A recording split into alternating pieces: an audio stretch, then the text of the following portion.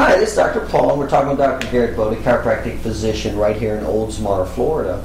And the topic we're talking about today is how Dr. Bode helps spinal disc herniations. And Dr. Bode, you see quite a few spinal disc injuries, don't you? Absolutely. It's one of the most common things we see here in the office. Now, let me ask you, first of all, when somebody injures their disc, what exactly happens? An injured disc can be injured in a couple of different ways, by the misalignment of a vertebra or from a trauma, say a car accident, a whiplash type injury. But typically what's causing a disc injury is where the bones of the spine have shifted in such a way as they've caused a damage to the disc that resides between those two bones. Mm-hmm. Okay. Now, let's say that's the case. There's a disc injury. Okay. And what can you do to help it now? The best therapy that we have found is a type of therapy called spinal decompression. Spinal decompression is a type of therapy that removes the compressive forces on that disc to alleviate the pressure on it, and therefore allowing that decompression of that disc to alleviate the symptom. If you don't mind, walk me through. Let's say I have a disc injury, okay, and you're going to use spinal decompression on me. Okay, what are you going to do? What's going to happen? The first thing when a patient comes through is, most of the time when patients come through and they've had a disc injury for quite a while, they've usually had some type of radiological examination or something that gives us an exact level. But when they come through our door, the first thing we're going to do is do an evaluation.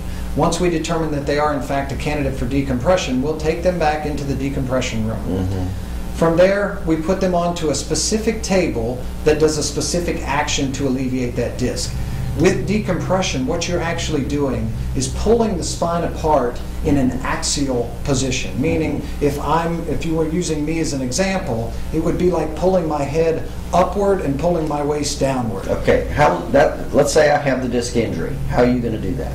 By the table that we have. Okay. The table specifically, it's a very specific table called a spine med table. Mm-hmm. By laying on this table, you can hook the hips of the patient onto this table with two padded pieces of therapy or parts of the table. Okay. And by hooking this onto the hips of the patient. So this is a specially designed table. Absolutely. This is not just a flat bed therapy table. No. This is a specific table made specifically for disc injuries. And it's a very highly technical piece of equipment.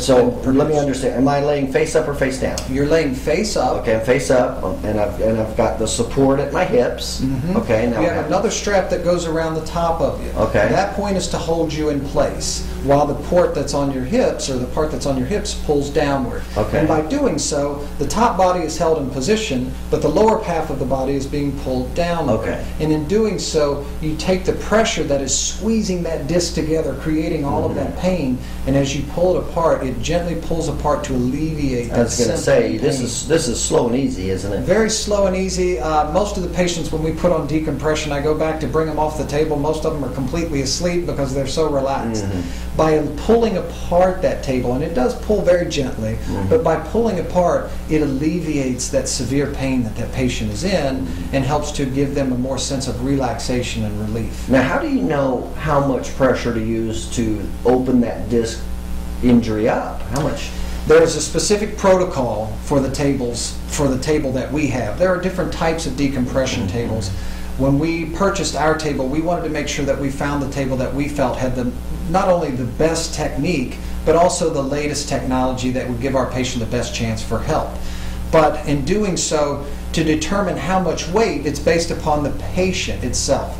And typical protocol is to take the patient's total weight, divide it by 4, and subtract 10 pounds.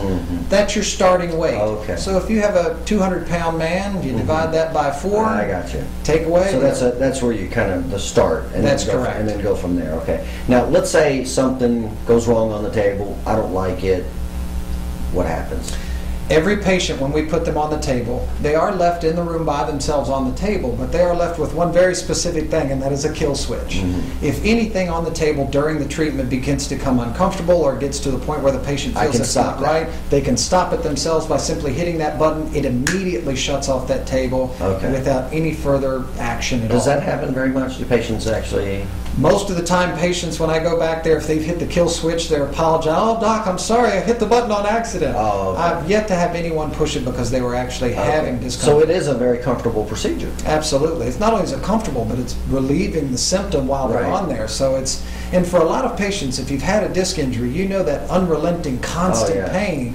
When you get any relief, most of the patients, I'm fighting to pull off of that table. No, leave me here. I feel, you know. So, well, that brings the next obvious question. When they come off to the table, wouldn't it just go back to where it was? You know, for the longest time, this technology sat on the sidelines because of that very school of thought. Most people thought, well, yeah, you can pull it apart, but as soon as I stand up, gravity's going to affect me again and compress me together. What they have found through the research and the studies, where you find someone finally took the step to develop the table and do it, and did the studies, and what they have found is that does not occur.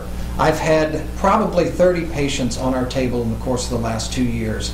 I've only had one patient that returned that said some of their symptoms returned. By putting them on the table for 2 or 3 more visits, their symptoms disappeared again. We have yet to have them come back into the office.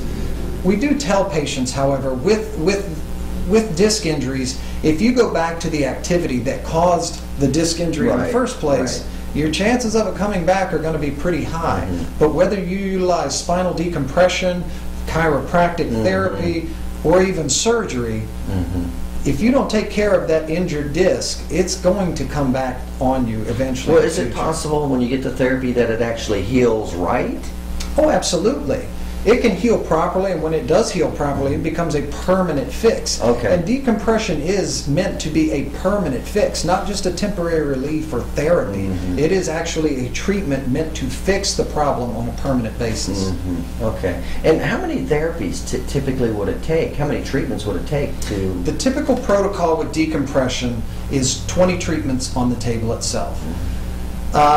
Myself and 4 other chiropractors went into decompression together, meaning that we all 4 went to several different seminars to determine not only what's the best table, but which one utilizes the best protocol and which one seems to be getting the best results. In doing so, the 4 of us chose one table, and each of us have been utilizing it in our offices. In doing so, all 4 of us came up with a protocol that we found worked best for the patient. That is 20 treatments on the decompression table itself. There are vitamins and supplements that we use to help nutrify the disc and help it to gain that that nutrification and keep it healthy. There's a physical exam. After the 20 treatments, we will do 3 weeks of chiropractic care. Once you have that disc decompressed, you want to make sure that the bones surrounding that disc are in their proper position so they don't continue to irritate the disc and compress it right back. There are some belts that we use to give extra support. There's also a final exit exam and also a core strengthening set of therapies that we do with the patient to help them to make sure that all of supportive type therapies. And all of them are utilized to make sure that the patient does have a permanent fix. Is this spinal decompression, is this the type of therapy that can prevent somebody from having disc and back surgery? Oh, absolutely. I've had, like I said, of those 30 patients that I've had on this table, I want to say maybe 5 or 6 already had their surgery scheduled. Oh, wow. And canceled it due to is that this, right? because they got such good relief and such good results. Okay, well that's interesting. All right, very good. Again, we're talking with Dr. Garrett Bode, chiropractic physician right here in Oldsmar, Florida, and the topic today again is talking about how to relieve a disc herniation, specifically what appears to be a very effective form of treatment, spinal decompression. So if you're having any disc injury or suspect disc injury, certainly give, or even if you're possibly looking at surgery, give Dr. Bode a call.